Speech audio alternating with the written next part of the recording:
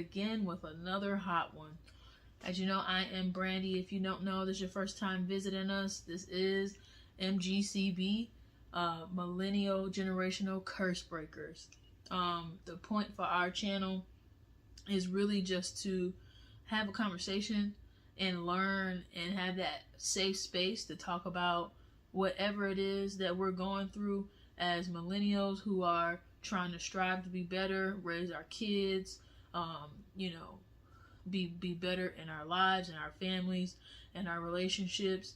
And we really getting through it together. Honestly, there's so many things that each and every one of us go through every day that the only thing that you can think of is the reason why you are persevering and pushing through, and it has to be God. There's no way that we could literally go through life with trials and tribulations and have no connection, no relationship to God, because otherwise it would drive you nuts, and then you'll end up like some people who we know who buckled under the pressure or just couldn't take it anymore. So we're here, and it's a lot of things that's been going on, friends.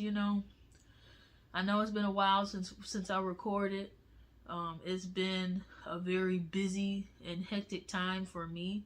I'm just in a space of transition. A lot of things happening in my family. And I know that this channel was given to me in a vision from God. And the best thing that I can do is to follow through with it, to show him my obedience, right? So when God puts something on your heart or put something in your mind and he tells you that you have to do it, a lot of us sometimes we get scared. We, try to control it and plan and plot, and it may go away. But if it's that gut feeling that's telling you, like, you keep thinking about it and you don't know what to do, you can't sleep, it just keeps popping up, that means that that's something for you to step into your purpose and you need to do what the man is telling you. I know God be like, y'all hard-headed. I love y'all still, and I'll never leave you. But boy, are y'all hard-headed. Because it takes us a while to kind of get that thing. And it's crazy to me because even during this whole time when I wasn't recording a video, I was still thinking about what I was going to record, or, things were just coming to me that I was like, oh, that would be a good thing to talk about. So it's crazy that even though you be trying to be busy and on your own timeline, God still be like knocking on your shoulder like, you gonna go back and do that thing I told you need to do, right? So at this point, I'm here. I'm showing up because I was told by the Most High up at the top, the strong tower, hey, the people need to hear your voice. There's somebody who needs to hear you, or just needs to have that space to talk about something that's been on their heart. So I'm here. We're going to be coming up with some good things to talk about. We're going to have some special guests soon. And I think I'm going to start doing some lives to see if I can get people to join in and just have some more of like some collaboration with it. But grace, GRACE, grace. You have to give it to yourself and you have to give it to others. The thing about grace is, a lot of us only have it one way, right? So you might have grace for others and you tell them, it's okay, you don't have to be that hard on yourself. But then when it's your turn, you're your hardest critic. It's something that you have to build, and I would say most definitely giving yourself grace takes practice, because a lot of us millennials, we feel the weight of our family's future really on our back. Like, you're the person who is you're in the in between, really. You're raising your family in relationships and marriages, but you still have to reach back. You can't just go and break curses and forget everybody behind you. You have to still reach back and give those people your time, your patience, or even just be there for them. You know, I'm in the 30s club. Ooh, that didn't feel good coming out. I'm in the 30s club. Thank you, Jesus.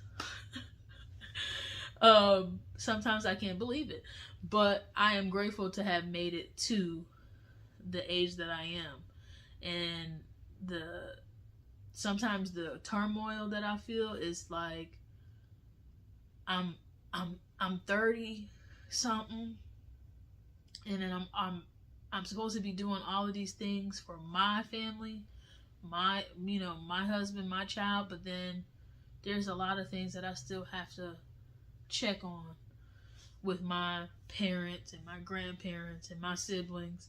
And sometimes it can feel like a tug of war, like you got both arms out and you just pulling, and sometimes one of them arms just give out. And that's when you have to give yourself the grace. You have to have grace with yourself to know how much you can handle, how much you can bear, and when it's okay to say, I need a break. Or I might not be able to do that. I can remember so many times where I was trying to be, a strong black woman. I got it all, whatever that stereotype is. When you think about a strong black woman, whatever pops in your head. Because indeed, are black women strong? Abso-freaking-lutely. Are we resilient? Absolutely. Are we beautiful while we doing it? Yeah, duh. But we need help too. You need help too. Don't sit here and let the world push you into feeling like your strong black woman don't need as much help as someone of a different race or someone of a different group would need, because we carry a lot, and it can get heavy, it can get dark, and sometimes the reception that you get from your family members when you reach out and you kind of just let them know that it's getting hard, it's getting dark, is like so unhelpful. Unhelpful to say the least. Like, I've talked to so many of my friends, and all of our parents are around the same age. So they're that 50s club. They might be a little older, that 60s club. And when you reach out and tell your mom or your dad, that things are getting tough, things are getting hard, and they say, chin up. You got this. We don't do that. We don't. Hey, I get the motivation. I get that you don't want me to give up on myself. And I get that you may want me to save face while going through the process, right? You don't want to look like what you've been through or what you're going through. I agree. But there are times when that can become toxic. That whole idea of shielding yourself and blocking off regular human emotions, regular human reactions, to being just this militant, bare-faced, dull person who doesn't show that they can struggle. You can be upset. You can cry. Somebody will try to get you out of character, though you shouldn't always let them. It's okay. Sometimes you have buckled under the process and told somebody where they can go. I'm not saying that it's the right thing to do, but you're a person too. You can't just keep everything bottled up inside. I was watching this show on Hulu. Now, if you've watched it already, you'll know what I'm talking about. But I'm going to give you a quick overview, but I'm not going to spoil it. I don't like when people do that. I'm not going to spoil it because I really want you to go and watch it for yourself. It's this show on Hulu, and it's called Queenie. Now, Queenie is a young black woman, and her background is Jamaican, but she's also British. So she's, UK, kind of that British African American type, show. And boy, the way I watched Queenie bottle up her past, her childhood trauma, her current trauma, her current emotions, there was so much that happened to Queenie.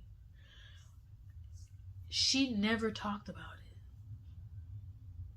She never talked about nothing.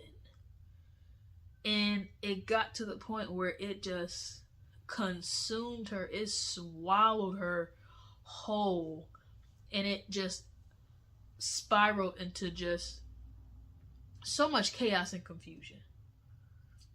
And if you know, like I know, God is not the author of chaos and confusion. That comes from the man downstairs, and that's something that we have to pray against every day. Because when there's chaos and confusion, you are further away from the voice that you should be hearing, which is God's and not the devil's voice. And she was definitely in the tango with the devil. She was in the tango with the devil. He had her doing all types of stuff. Now, this show is not for children, so do not watch it with anybody who is under the age of, we'll say, 15. But it made me start thinking about how much black women carry, but also how much black people carry. Like, I don't know, it kind of makes me think about back in slavery, when they would try to sell us and they would give all of these pretty much personality traits, but it really weren't personality traits. It was kind of like, she can read, she minds, she minds people, or he's real strong, he can pull a carriage. It's kind of like just bare. It's giving, I'm not a person. It's giving, I'm not a person, I'm a thing. And I think a lot of us get stuck with not being a person. She had many options. She had friends. She had a boyfriend who she could have just opened up about, but it was so hard for her to open up about it that she lost a lot of things. And I'm not talking about material things. I'm talking about things inside. So go watch the show Queenie on Hulu. It really speaks volumes to how we can carry so much inside, how we can carry so much shame and guilt and confusion and trauma, and then some people carry that, have children, and then we start that cycle. What are we here for? We're here to break generational curses. So if you're my mother or my father, and you teach me to hold everything inside, don't talk, don't share, you can't cry, you can't get emotional, you don't show your struggle, what do you think I'm gonna do? And how do you think that's gonna work for me as a person? Am I gonna be free? Am I gonna be weighed down? It can come out in so many different ways, right? So it's really like giving yourself grace goes back to just knowing, like, hey, I'm allowed to feel these feelings. I'm allowed to be you know, vulnerable in this moment. It doesn't mean that I'm soft or I'm any less strong.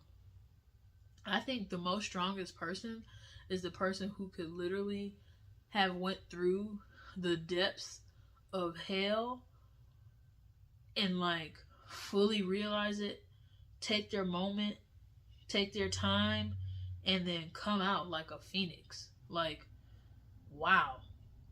Like, you really took a whole process of in being introspective about what happened to you. You felt the emotions and then you kept going on.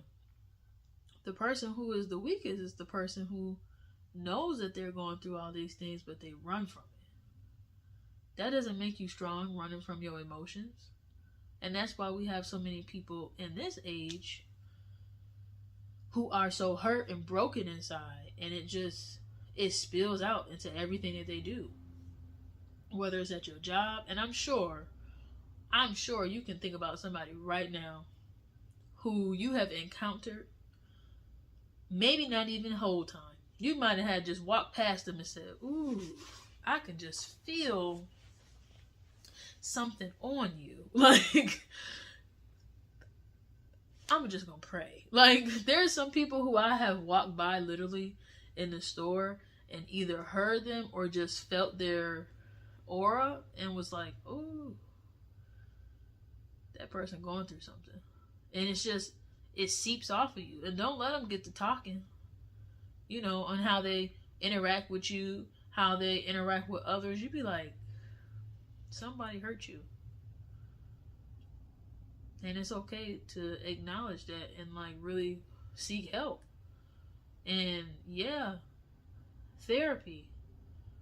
I want you to do everything possible to seek help instead of, you know, numbing it. You know, weed, pills, alcohol. Those things are quick fixes. And those things, again, take you away from where you really need to go. If you feel like something is going on that it's just really impacting the person who you are, you can even call a hotline and chat about it. They have made it so easy these days. You can call a free hotline. You can get free sessions through your job. EAP programs give you like free 6 or 8 sessions. There is no way that we are supposed to just be out here struggling internally and then not giving yourself grace when you feel like you're not able to rise to the occasion. That's because you're weighed down. Free yourself. Fantasia said it. You know, Jesus said it. There's so many people who said it. Free yourself. But at this age, I have to definitely keep practicing giving myself grace. I know I can think back to when I first had my daughter. I was down bad. I was down bad. So I definitely had postpartum depression. I'm glad that I had enough people around me who kind of noticed and supported me. And I'm glad that when I was going through postpartum depression, I had a lot of people around me that kind of knew something was wrong with me, knew that I wasn't acting the same, and they gave me the space to kind of explore that, and it really supported me to the point of reaching out for help. I went to a therapist. I seen a therapist, and it honestly, if I did not begin to really find myself in Christ Jesus and like really get the relationship that I built my own relationship, you know, instead of what you heard or what you saw, you know, when you were younger, but really kind of just get to know him for who he is and, you know, get your own relationship. But also, while I was doing that, being in therapy, there was a lot of different things that began to spill out. Like, it definitely is not an easy process. Any person who starts it, you know, you're gonna hear your therapist tell you many times, you have to give yourself grace, because we are so hard on ourselves to get everything right, or to just do everything, be everywhere. And it's hard for, I don't want to keep putting out the black card, but I think women, we hold a lot. You know, you have your family, your children, your romantic relationships, and the person inside wants to do everything. They want to cook, they want to clean, they want to teach, they want to learn, they want to play, they want to, it's so many things that you want to do with so many different people. And sometimes at the same time, you have to be able to be like, okay, I'm one person. I may be able to do this, and that, but these two I might have to save for another time. Or we're going to circle around to that. And there was a lot of things, like when I had my daughter, I thought immediately of like the mom that I wanted to be, and trying to already break curses and do things differently than I've seen done with other people. And it became like panicky, like it was like I was going crazy, because I'm like, I've never done this. And parenthood, I believe, is like, you're going to have multiple moments like that. I'm only in year 2, almost 3, and I literally have I don't know what to do. I've never done this. A couple of times, maybe bi-monthly, every 2 months, where I'm like, okay, I thought I knew, but I don't. I thought I knew, but I don't. And then we think about like our parents. I don't believe that our parents consciously did what they did. Like, if you disagree with anything that they did as a parent, I don't believe that parents consciously did it. Now, there are some, but not all. I think that being in a position, in a role as a parent, to have to teach and groom and like be open to new information and share that with somebody, you have to really have the resources. If you don't have role models, support, people who are showing you to do this so that you can do this to your children, where do you get it from? And I had to learn that in therapy. It was like I was blaming a lot of stuff on people who didn't know what they were doing either, just like I didn't. And it was like, whoa. Like, it really sat me down, and I had to really feel like, so like, is that fair? Because God forbid, you do something that's going to impact your daughter when she's a grown-up, and she say, hey, Mom, I really didn't like the fact that this happened or that happened. Are you going to be offended? Are you going to be receptive? Like, how would you want that situation to happen for you and your child? So it's like you really do give grace to, your parents and grandparents and elders, because a lot of them were doing what they could with what they could, and don't let, the stigma of seeking help. There was no therapy. I don't even remember the word therapist being brought up in my household growing up. It was either you got it all or you don't got it all. Y'all know what that means when you in a black household and they say he don't got it all. What that means? Something's up. You're missing a couple scruples. You're a few monkeys short. Something is happening. You're crazy. That's with having a mental moment or a high emotional state meant. And, you know, when it was time for people to seek help, they were looked at as like weak. And I grew up like, okay, you don't want to be weak. You got to be strong. Something happened to you, keep your mouth shut. You're fine. And I had to really like work myself back from that mind state, because once I got married, it was like, okay, so now when you go through stuff, you have somebody here watching you. Can you really in good measure tell your husband nothing is wrong with you when he clearly sees something's wrong with you? Like, he's asking because he cares. Share with him what's going on so that you're just not fighting it by yourself. And it just, man, that kind of took me all the way back there. All the way back there.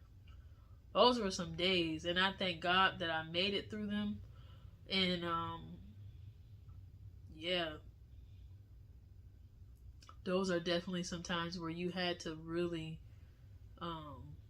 you had to have something on your side. Someone and something. My someone was God. My something was therapy. Got to have someone and something on your side.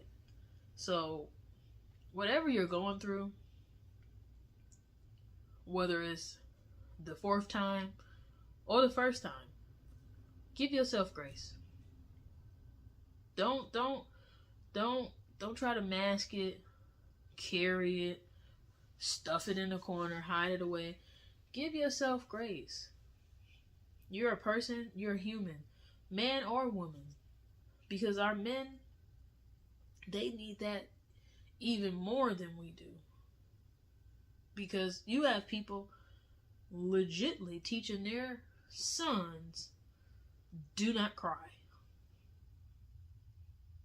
Do not do a human function, which is letting salt water out of your eyes if you feel despair.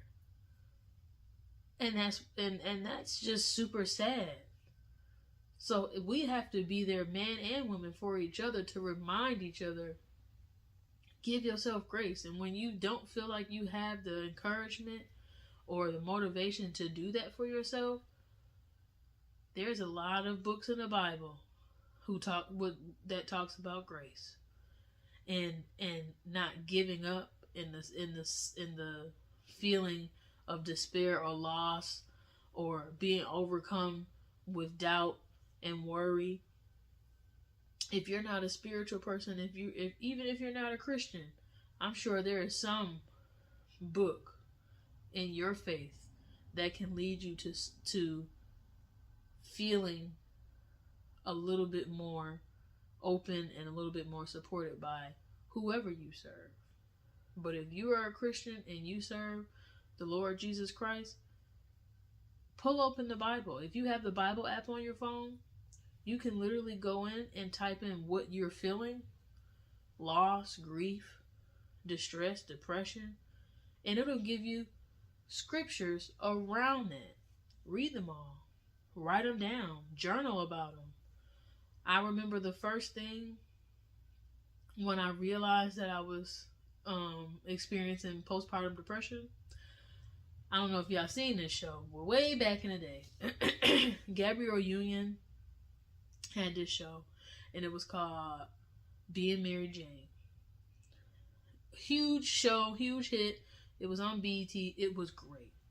The one thing I always liked that she did was that she put Post-it. She wrote motivational things, affirmations on Post-its, and she put them on her bathroom mirror. And I remember the first thing when I realized I was having postpartum, and just having down thoughts and bad days and just not feeling like myself, I did the same thing. I put so many Post-its up. My husband was looking at me. Well, he's my fiance at the time. He was looking at me like, and there were just so many messages that I needed to remind myself. Like, my brain was so full with all these other things, I had to write it down and see it. Because seeing is believing, right? I can tell myself, you're going to go to the gym. But then my other person, that doubt inside of you can say, well, are you going to have enough time? Are you going to have, you can start to second guess yourself. But when I wrote, your baby will be happy. You will raise a child in a happy and healthy family. You will survive. So many words that end up creating a beautiful collage and really testimony of what I was going through. I was declaring that I would have a great job, that I would have a joy in what I did. I was declaring that I wouldn't get taken out by depression, and that I was loved, and the people who loved me cared for me, and that my child was healthy, and my child was going to be, grow up to be something. Because, again, we all come from different things. When we have family trauma and all different types of things that we hear, the horror stories, it's hard bringing a baby into a world where little black boys and little black girls aren't making it past the age of 15. Or, just random stuff that's happening, and it can be really sad and dark, and you really have to pull towards something that is going to give you comfort, and it's going to give you the strength to weather those storms. So, the Bible, a therapist, and if you want to do the Post-its, you can steal it from being Mary Jane like I did.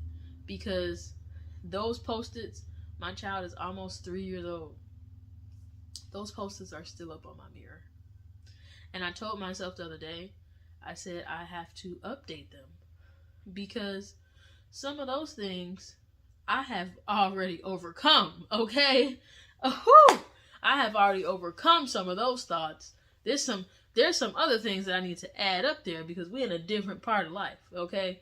The seasons are always going to change. There's always going to be trials and tribulations, but you have to give yourself grace. You have to remember who you are and who you got. Something and someone, okay? So, whatever it is, you, the curse breaker of your family, the millennial, generational curse breaker, you're doing different things. You're doing a lot of things at once. It may be time for you to slow down. You might need to plan it out. You might need to do some things on these days and save them for another day. Don't forget yourself. Don't forget yourself in the process. Because who is going to break the curses if you're not here? If you haven't passed on and have a legacy that knows the dire reasons why we are doing this, you have to be here to show them that. Heart attacks, anxiety attacks, strokes, people are having them so much earlier at an alarming rate. One of my friends, 33 years old, she knew someone who was 33 years old who had a heart attack. He was a father.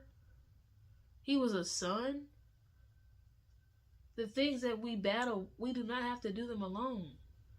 You don't have to just carry everything on your shoulder. Reach out. If you need to talk to somebody, reach out. If you don't have anybody to talk to, Google a hotline. There's so many different ones, and I'm gonna definitely put some in the bio of this story, of this post. Do whatever you can to stay alive and stay on mission, because we have much work to do. That's all I got today, because grace, it's not just for them, it's not just for her, it's for you too. I'll see y'all later.